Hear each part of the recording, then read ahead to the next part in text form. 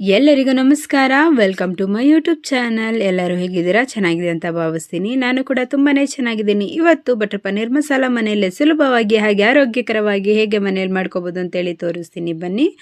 ಮೊದಲನೇದಾಗಿ ನಾನು 2 ಈರುಳ್ಳಿನ ಹೆಚ್ಕೊಂಡಿದ್ದೀನಿ, 2 ಟೊಮೆಟೊನ ಹೆಚ್ಕೊಂಡಿದ್ದೀನಿ, ಚಕ್ಕೆ, ಲವಂಗ, ಏಲಕ್ಕಿ ಹಾಗೆ ಸ್ವಲ್ಪ ಗೋಡಂಬಿ, ಶುಂಠಿ, ಹಸಿಮೆಣಸಿನ್ಕಾಯಿ ಹಾಗೆ ಜೀರಿಗೆನ ತೊಗೊಂಡಿದ್ದೀನಿ. ಈಗ ಪ್ಯಾನನ್ನು ಇಟ್ಟು ಬಿಸಿ ಮಾಡ್ಕೊಳ್ಳೋಣ. ಅದಕ್ಕೆ 2 ಸ್ಪೂನಷ್ಟು ನಾವು ಎಣ್ಣೆನ ಹಾಕ್ಕೊಳ್ತಾ ಇದ್ದೀನಿ. ಎಣ್ಣೆ ಬಿಸಿಯಾಗಿದ್ದ ತಕ್ಷಣ ಒಂದು ಸ್ಪೂನಷ್ಟು ಜೀರಿಗೆನ ಹಾಕ್ಕೊಳ್ತೀನಿ, ಹಾಗೆ ಚಕ್ಕೆನ ಹಾಕ್ಕೊಳ್ತೀನಿ, ಹಾಗೆ ಏಲಕ್ಕಿ ಲವಂಗನ ಹಾಕ್ಕೊಳ್ತೀನಿ, ಹಾಗೆ ಹಸಿಮೆಣಸಿನ್ಕಾಯಿ ಮತ್ತು ಶುಂಠಿಯನ್ನು ಸಹ ಹಾಕ್ಕೊಂಡು 2 ನಿಮಿಷ ನಾನು ಇದನ್ನು ಫ್ರೈ ಮಾಡ್ಕೊಳ್ತೀನಿ.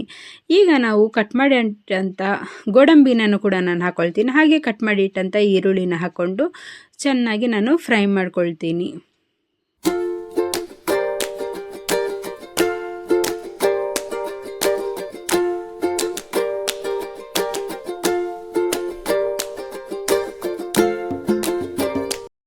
ಹಾಕಬೇಕಾದ್ರೆ ಮರ್ತೋಯ್ತು, 2 ಟೊಮೆಟೊನ ಹೆಚ್ಚಿಟ್ಟಿದ್ನಲ್ಲ ಅದನ್ನು ಕೂಡ ಹಾಕ್ಕೊಂಡು ನಾನು ಒಟ್ಟಿಗೆ ಫ್ರೈ ಮಾಡ್ಕೊಳ್ತಾ ಇದ್ದೀನಿ.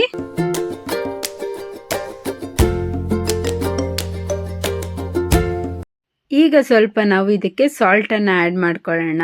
ಯಾಕಂದರೆ ಸಾಲ್ಟನ್ನು ಆ್ಯಡ್ ಮಾಡಿಕೊಂಡ್ರೆ ಸಾಫ್ಟಾಗಿ ಚೆನ್ನಾಗಿ ಬೇಗ ಕುಕ್ ಆಗುತ್ತೆ ಅಂತೇಳಿ.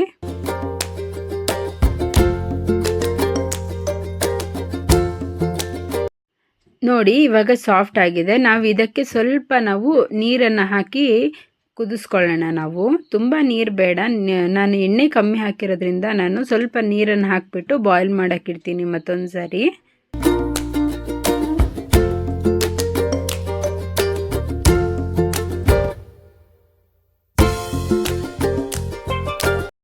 ಸಾಕು, ಇವಾಗ ಈ ಗ್ರೇವಿನ ಆಫ್ ಮಾಡಿಬಿಡೋಣ. ಇಷ್ಟಾದರೆ ಸಾಕು. ಒಂದು ಕಡೆ ನಾನು ನೀರನ್ನು ಇಟ್ಕೊಂಡಿದ್ದೀನಿ ಬಿಸಿ ಆಗಲಿಕ್ಕೆ. ಬಿಕಾಸ್ ಪನ್ನೀರನ್ನು ನಾನು ಇಲ್ಲಿ ಸ್ವಲ್ಪ ಬಿಸಿನೀರಿಗೆ ಹಾಕ್ಬಿಟ್ಟು ನಾನು ತೆಗೀತೀನಿ. ಹಾಗಾಗಿ ಇಲ್ಲಿ ಪನ್ನೀರನ್ನು ನಾನು ಯೂಸ್ ಮಾಡ್ತಾ ಇರೋದು ಮಿಲ್ಕಿ ಮಿಸ್ಟ್ ಅವ್ರದ್ದು ಪನ್ನೀರನ್ನು ಯೂಸ್ ಮಾಡ್ತಾ ಇದ್ದೀನಿ. ಮಿಲ್ಕಿ ಮಿಸ್ಟ್ ಅವ್ರದ್ದು ಪನ್ನೀರನ್ನು ನಾನು ಯೂಸ್ ಮಾಡ್ತಿದ್ದೀನಿ. 100 ಗ್ರಾಮು. ತುಂಬಾ ಚೆನ್ನಾಗಿದೆ ಇದು. 130 ರುಪೀಸ್ ಇದು. ಈಗ ಬಿಸಿನೀರಿಗೆ ಹಾಕಿ ನಾವು ಇದನ್ನು ತೆಕ್ಕೊಳ್ಳೋಣ.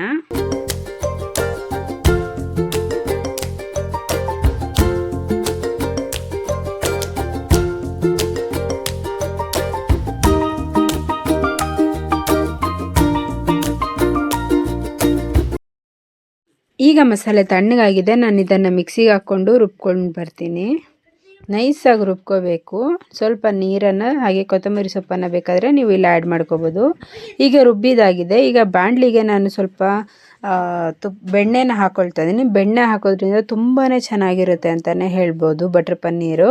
ಬಟ್ರ್ ಪನ್ನೀರ್ ಅಂದಮೇಲೆ ಬಟ್ರ್ ಇಲ್ಲದೇ ಮಾಡೋಕ್ಕಾಗಲ್ಲ. ಸೊ ಹಾಗಾಗಿ ನಾನು ಬಟರನ್ನು ಹಾಕ್ತಾಯಿದ್ದೀನಿ.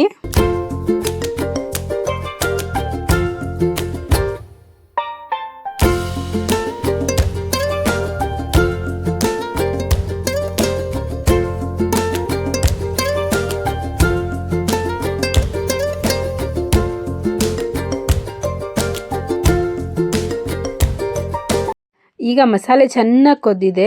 ಈಗ ನಾನು ನೀರಲ್ಲಿ ಹಾಕಿಟ್ಟಿದ್ದಂಥ ಪನ್ನೀರ್ ಕ್ಯೂಬ್ಸನ್ನು ಹಾಕ್ಕೊಂಡು ಲೈಟಾಗಿ ನಾನು ಒಂದು ಕುದಿ ಬರೆಸ್ತೀನಿ.